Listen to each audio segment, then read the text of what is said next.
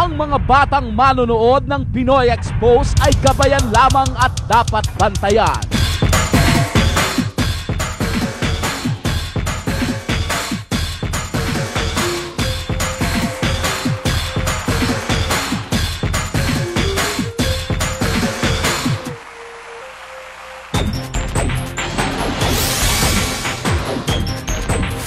Walang alisan, walang tayuan dahil narito na naman ang paborito ng bayan. Sumasagitsit ang katatawanan, hindi kami barat na kayo'y paglingkuran. Sisiguraduhin namin hindi maaaksaya oras sa amin inyong ilalaan.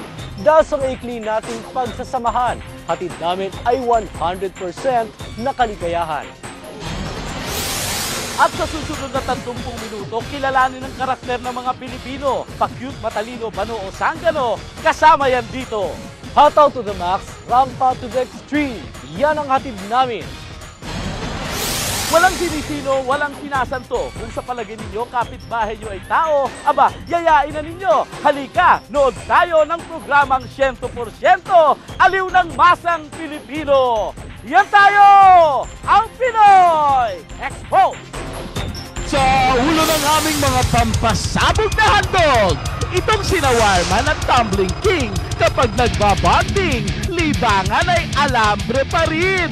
Garantisado raw, hindi ito boring. Itong mga preso may sari-saring kwento. Sa tagal ng ilan sa kanila dito, script ng kanilang mga kwento, aabot na ng kilo-kilometro. Batang galing na handog namin sanay mag-tumbling, baget na kahit makulit, pambato natin sa World Gymnastics. Kapag utak ng Pinoy ang tumakbo, pati kanilang mga oto, gusto sariling imbento, iba't ibang pautot nilalagay dito. Di matatawaran ang galing ng mga Pilipino. Kultura man, tradisyon at maging talento. Sa anumang larangan ay hindi paaawat. Dahil tunay tayong angat na angat. At ang inyong mga nakita ay prueba lang na ang Pinoy tunay na walang katapat. Dahil dito sa Pinoy Expose, bawal ang duwag at walang pinatpat.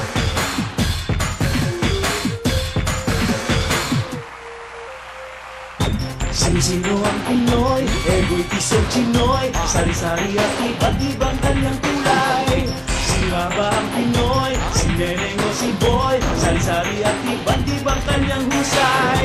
Kahit anong larangan, kahit kailan, kahit saan ay walang aatasan, lalaban yan. Ipakita ang kuweba, sino na ba ang Pinoy? Pinoy Expose. Susubukan ang malaman dito lamang sa Pinoy Expose. Pinoy Expose. Sino ang Pinoy? Mga kwela at pikon, sansari at iba't ibang kanyang